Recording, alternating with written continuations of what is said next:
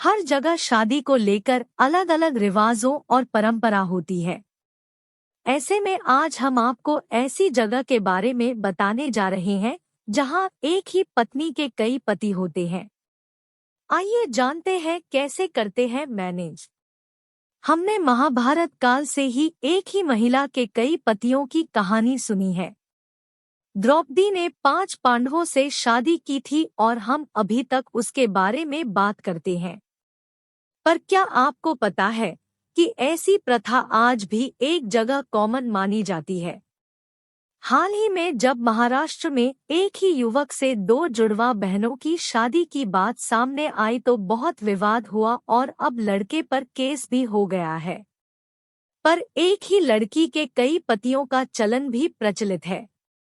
कुछ सालों पहले तक हिमाचल और अरुणाचल प्रदेश के कुछ हिस्सों में इससे जुड़ी खबरें आती थी। किन्नौर जिले में बहुपति विवाह प्रचलित थे, लेकिन लगभग 1 दशक से इस प्रथा में कमी आई है। पर दुनिया के एक हिस्सा ऐसा भी है जहां इस तरह की प्रथा कॉमन है। सबसे पहले पत्नी के साथ बड़ा भाई समय बिताता है और फिर उम्र के हिसाब से पत्नी का समय मिलता है। हम बात कर रहे हैं तिब्बत की, जहां पर इस प्रथा को अभी भी निभाया जाता है। हालांकि ऐसे परिवार अब कम बचे हैं जहां पर इस तरह की प्रथा चल रही है, लेकिन फिर भी ऐसा नहीं है कि ये हो नहीं रही है। कई सदियों से चली आ रही है ये प्रथा। मेल्विन सी गोल्डस्टेन एक अमेरिकी सोशलिस्ट और तिब्बत स्कॉलर है। उन्होंने अपने लेख में लिखा है कि फ्रटर्नल पॉलीएंड्री तिब्बत में बहुत कॉमन है, जहां 2, 3, 4 भाई मिलकर एक ही पत्नी के साथ रहते हैं। सभी के बच्चे भी एक साथ ही होते हैं और कौन किसका पिता है कई बार इसके बारे में पता भी नहीं होता है। ये पुराने जमाने में काफी प्रचलित था, लेकिन अब ये ना के बराबर देखने को मिलता है। तिब्बत में सबसे बड़ा भाई एक लड़की से शादी करता है और उसके बाद बचे हुए भाइयों की साझा पत्नी मान ली जाती है। वैसे ये अब बदल रहा है, लेकिन अभी भी बिना माता पिता की मर्जी के शादियां नहीं होती है। वैसे इसे लेकर अलग अलग कारण बताए जाते हैं, लेकिन शादी की रस्में परिवार के तबके के हिसाब से होती है।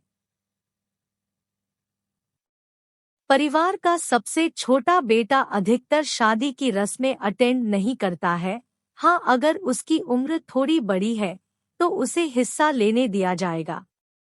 चीन के तिब्बत पर अधिग्रहण के बाद से इस तरह की शादी का रिवाज बहुत कम हो गया है, लेकिन ग्रामीण इलाकों में अभी भी ये चल रहा है। मेल्विन के लेख के मुताबिक 1950 तक तिब्बत में बौद्ध भिक्षु की संख्या 1,10,000 से ज्यादा थी। इसमें से 35% से ऊपर शादी की उम्र वाले भिक्षु थे। अधिकतर परिवारों में सबसे छोटे बेटे को भिक्षु बनने भेज दिया जाता था ताकि छोटी सी जमीन का बंटवारा ना हो। ये उसी तरह का रिवाज था जैसे इंग्लैंड में प्राचीन काल में नाइटहुड के लिए सबसे छोटे बेटे को भेज दिया जाता था जिसके पास कोई प्रॉपर्टी नहीं होती थी। इसके बाद धीरे धीरे जमीन के बंटवारे को रोकने के लिए महिलाओं की एक ही परिवार में अन्य भाइयों से शादी करवाने की प्रथा शुरू हो गई। ये प्रथा इसलिए चलती रही ताकि जमीन का बंटवारा ना हो और टैक्स सिस्टम से बचा जा सके। तिब्बत में इस तरह की प्रथा को 1959 से 1960 में कानूनी तौर पर बंद करने के आदेश चीन द्वारा दिए गए थे, लेकिन अभी भी यहाँ चल रहा है। सभी बच्चों के साथ होता है एक जैसा व्यवहार। यहाँ सभी बच्चों को एक ही तरह से ट्रीट किया जाता है, भले ही उनके बायोलॉजिकल पिता के बारे में पता हो या ना हो।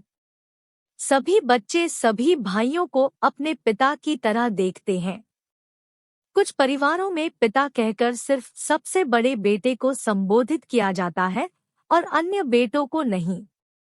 कई बार एक बेटा शादी के बाद परिवार को छोड़कर जाना चाहता है तो उसे जाने दिया जाता है, भले ही उसका कोई बच्चा भी क्यों ना हो।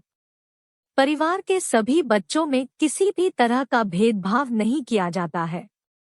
ऐसे ही कई रीति रिवाज दूरदराज के इलाकों में प्रचलित है। इस प्रथा को लेकर आपकी क्या राय है? इसके बारे में हमें वीडियो के नीचे दिए कमेंट बॉक्स में जरूर बताएं।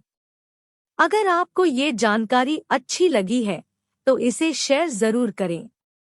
ऐसी ही अन्य जानकारी सुनने के लिए जुड़े रहें मैम की जीके से।